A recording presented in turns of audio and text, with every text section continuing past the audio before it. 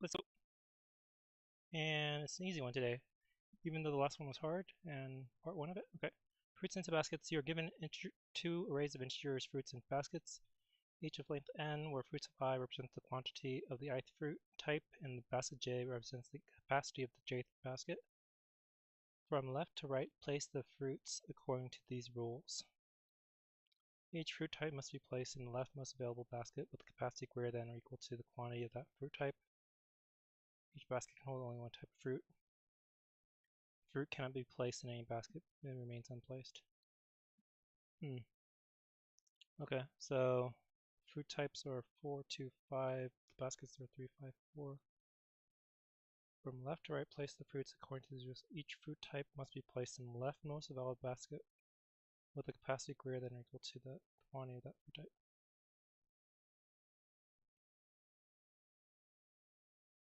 So fruits at I represents the quantity of the ith type of fruit, and basket j represents the capacity of the jth basket. Fruits at I represents the quantity of the ith type. So fruits at I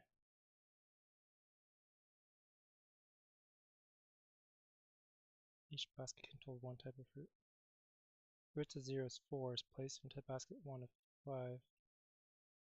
Fruits of 1 is 2 is placed into basket 0 of 3. Left most available basket capacity. Okay, so there's 4 like oranges, 2 apples, and 5 tangerines. And you need to put the 4 in the leftmost one that can hold it. So put in the 5, then you put the 2 into the 3, and the 5 goes unplaced. Okay. Here the 3 goes into the 6, the 6 goes into the 7, and the 1 goes into the 4. And return the number of types to remain in place, so this everything gets placed, so it's 0. Okay. So, and this is this? I'm not sure if this counts as an easy. I mean, it took me a long time to process what the hell's going on.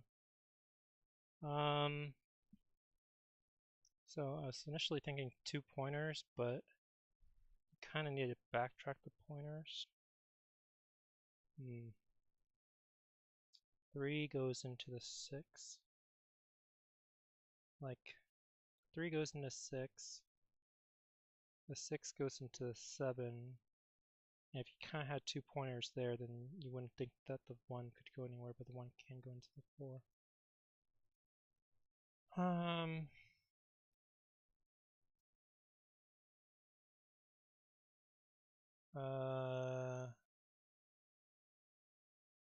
So it's not sorting it, because sorting it would just use the biggest one, I guess. And it's not quite like a stack or a heap, I don't think. So what's going on here? 3 goes into 6. 6 goes into the 7. And the 1 goes into the 4.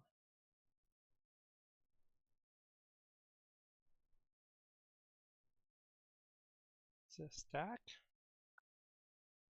It's not really a stack. Is it? So if I place 6 on the stack, it pops immediately when you get to the 3. And then you place a 4 on the stack when you see the 6, and you place a 7 on the stack. So the stack is things that are smaller than the current item. But then if you can counter something smaller like a 1, there could be any number of things that you need to pop off in order to get to the 1 on the stack. It's not even a heap. Yeah, this doesn't feel like an easy one. 4 goes to the 5, and you do the 2. So push the 3 onto the stack, put the 5 in the stack, pop the 5 in the stack, pop the 4. and then 2 pops to 3, 5.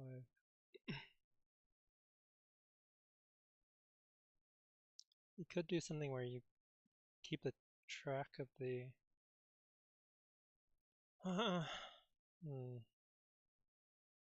what's going on here? What I'm really confused about is why this is labeled easy. This doesn't seem like 2 pointers. Pointer at the 4, pointer at the 3.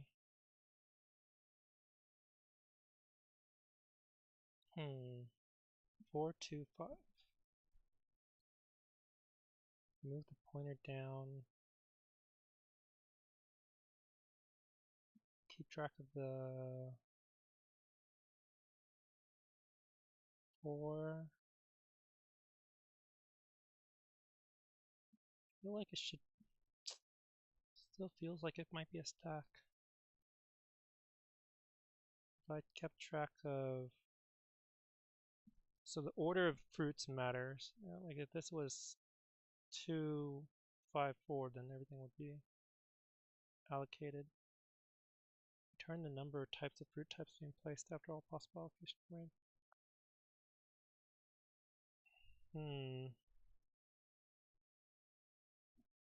Order matters here. So 4, pop, push, push, pop, 2, pops, 5, push, nah, 3, push, pop, 6, push, push, pop, 1 pop. But the stuff that gets pushed, you need to keep track of what's there. 3. And you could also restart. You could restart it each time. Like you literally, n is 100. So you restart from the very beginning each time. That seems like, well, that would work. It'd just be very, probably inefficient. There's, so like 3, I go to the first thing, I pop it. Then 6, I go to the first thing there, starting maybe at 0, pop. Just seems very, very inefficient.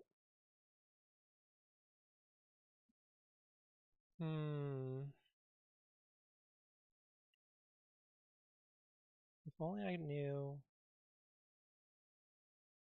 3, pop, 6, 4, 7.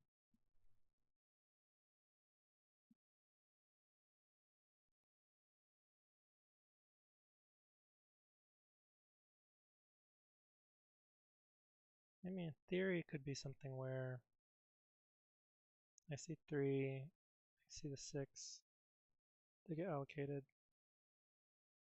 I see the 6, I see a 4,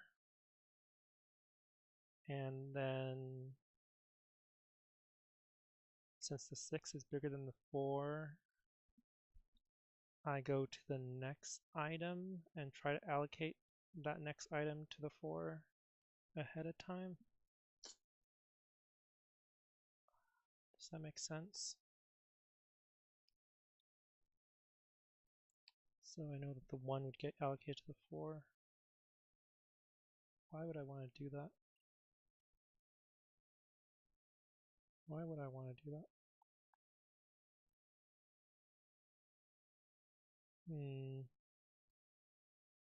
3, 6, 1. So if I kept track of, if I kept track of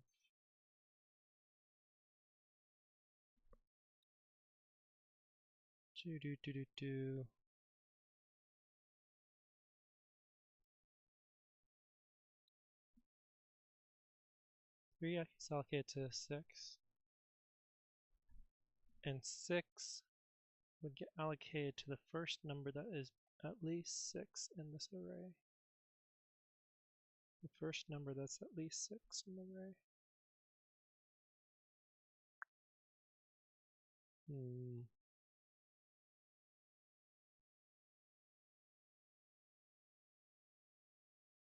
don't think that helps, really. I could literally go through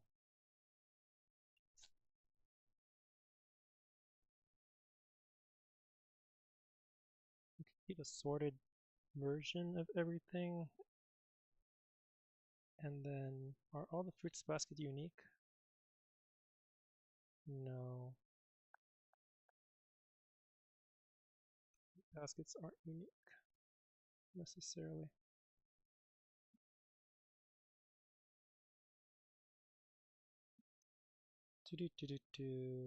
Man, how is this easy?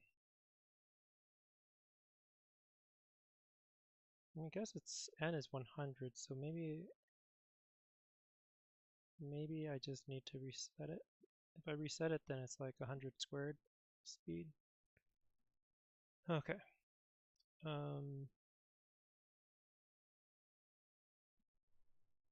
If I reset it from the start, it's 100 squared speed. So go through from the start to the end. So 3 gets assigned with a 6. Then 6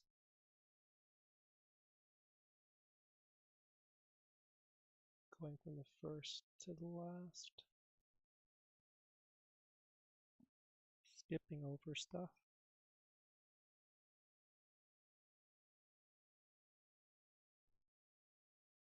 There's really no quick way of seeing whether or not the item is still in the set. How would I remove something from the list of things in consideration?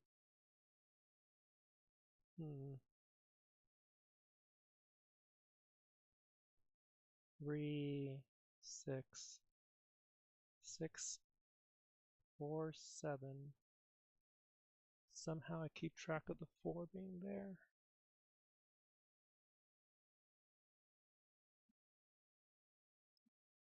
So if I see a 6 and a 4 can't, so if I see a 4 here, this 4 would go to the first item that is less than, that is 4 or less. So the 6 would get allocated to the first item that is 6 or less within the fruits, right? So that would be the 3. And then the 4 would get allocated to the first thing that is 4 or less, not including the thing that I took away. Yeah? So that would be the 1. And the 7 would be allocated to the first thing that is 7 or less. So that would be the 6. So maybe I should be looking at the baskets and assigning to the fruits instead. 3 gets allocated to the 2. 5 gets allocated to the 4. 4 doesn't get allocated. So it's actually the baskets going to the fruits instead. 3 gets allocated to the first number that's less than it in the fruits. I guess it's the same thing. Fruits gets allocated to the first thing that's bigger than it in the baskets. 4 gets to the 5, 2 gets to the 3, 3 gets to the 6, 6 gets to the 7, 1 gets to the 4.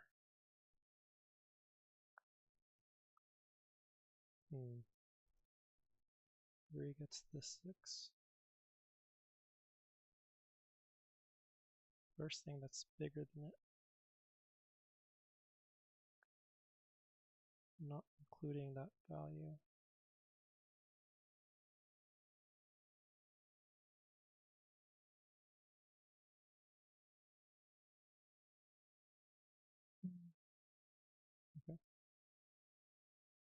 used is false for every index in n.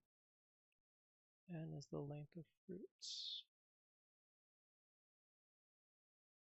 For every f value in fruits, for every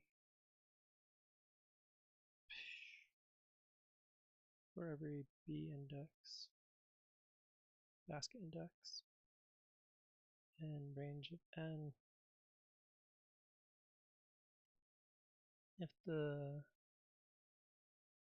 if it's used at this index, then just continue. Otherwise, if the f value is less than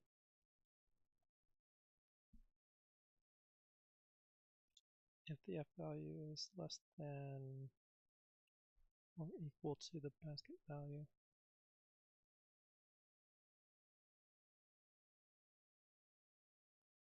then use that this index is now true and break. And if it's found is now true. If this goes all the way through and there's no basket, then found is false. Then return number of fruits. Oh, it's the count of the number of things that can't be count.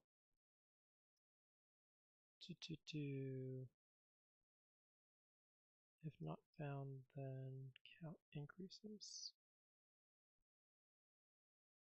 Return the answer. Found is initially false.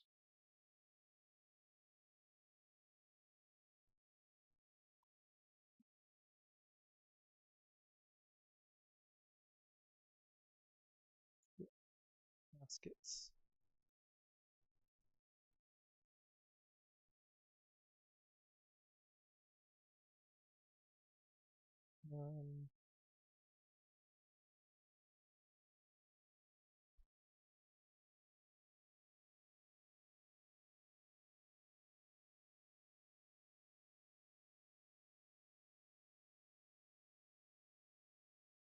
Okay, well, end up being n squared. So, yeah, I kept track of an array of booleans to see if a basket has been used. Go through all the fruit values, starting at the zero at the basket. Continue through all the baskets that haven't been used. If the capacity is bigger than or equal to the fruit value, set that basket to be used. Have a tracker to make sure that there was an assignment. Okay. Summary. Have an array to track which baskets have been used. Use a nested for loop to go through each fruit value and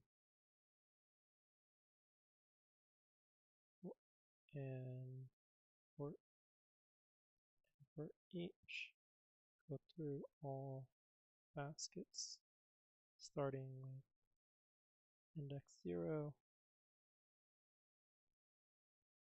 and if basket hasn't been used and has capacity greater than or equal to fruits value,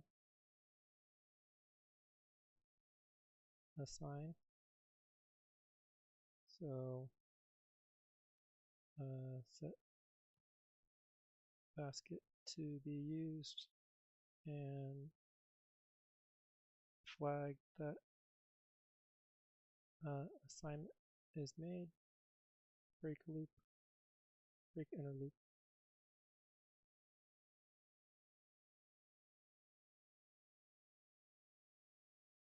if no assignment,